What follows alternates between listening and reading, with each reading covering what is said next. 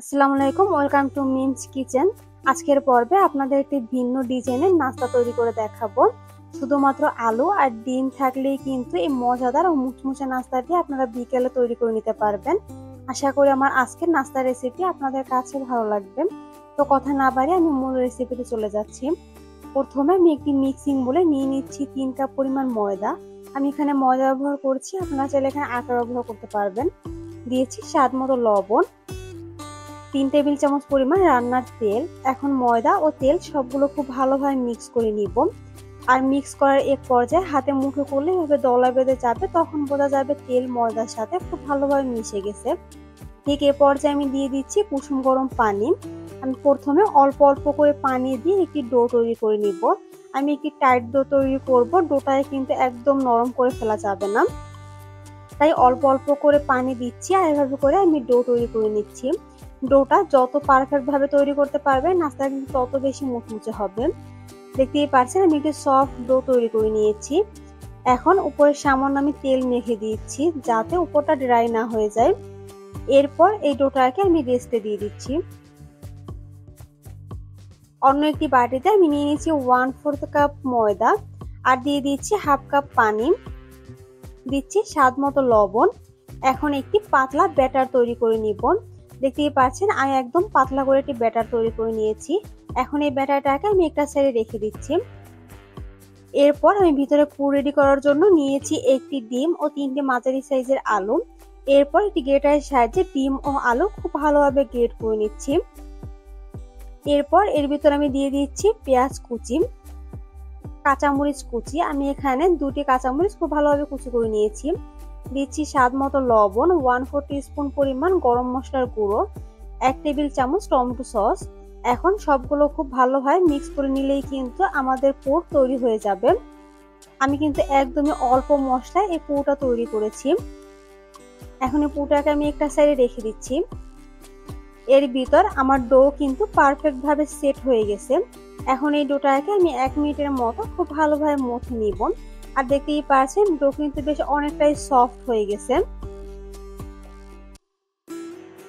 এখন এখান থেকে আমি অল্প একটু নিয়ে নিচ্ছি।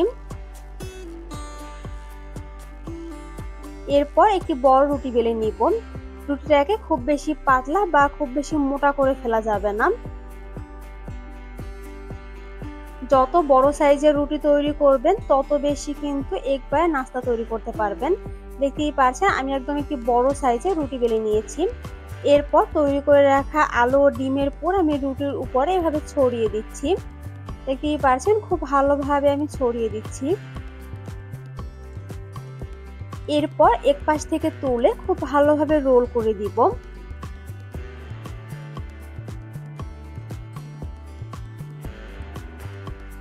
দেখতেই পাচ্ছেন আমি খুব ভালোভাবে রোল করে নিয়েছি। এখন ময়দা দিয়ে যে ব্যাটার তৈরি করে রেখেছিলাম সেখান থেকে আমি অল্প একটু রুটির এক পাশে লাগিয়ে দিচ্ছি। এতে কিন্তু রোলটা ভাজার সময় খুলে যাওয়ার চান্স থাকবে না। এরপর খুব ভালোভাবে আমি রোল করে নিচ্ছি। তারপর একটি নাইফ দিয়ে আমি নাস্তাগুলো কেটে নিব। আমি 1/2 ইঞ্চি পুরুত্ব রেখে নাস্তাটিকে কেটে নিচ্ছি। একটি বড় সাইজের রুটি থেকে কিন্তু বেশ অনেকগুলো নাস্তা একবারে তৈরি করা যাবে।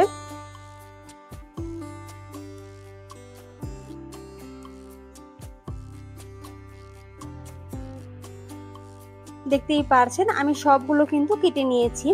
এখন এখান থেকে আমি একটি নিয়ে নিচ্ছি। তারপর হাতের সাহায্যে প্রেস করে একটু চ্যাপটা করে নিব, তাহলে কিন্তু এই নাস্তাটি দেখতে আরো বেশি সুন্দর লাগবে। দেখতেই পারছেন আমার একটি নাস্তা কিন্তু তৈরি হয়ে গেছে আর এটা দেখতে কিন্তু অনেক বেশি সুন্দর লাগছে। সেম ভাবে আমি সবগুলো এভাবে করে তৈরি করে নিয়েছি। এখন এই নাস্তাগুলোকে ভাজার জন্য আমি একটি প্যানে তেল গরম বসিয়ে দিয়েছি। আর এই নাস্তাগুলোকে আমি ময়দার ব্যাটারের ভিতরে খুব ভালোভাবে ডিপ করে সরাসরি গরম তেলের ভিতরে দিয়ে দিচ্ছি। সেম ভাবে কিন্তু সবগুলো নাস্তা আমি ময়দার ব্যাটারের ভিতরে ডিপ করব আর তেলের ভিতরে দিয়ে দিব। কিছুক্ষণ পর এই নাস্তাগুলোকে আমি উল্টে দিচ্ছি আর চুলার আঁচ মিডিয়ামের থেকে কমিয়ে নাস্তাগুলোকে আমি উল্টে পাল্টে ভেজে নিব যতক্ষণ না পর্যন্ত ব্রাউন একটা কালার চলে আসে।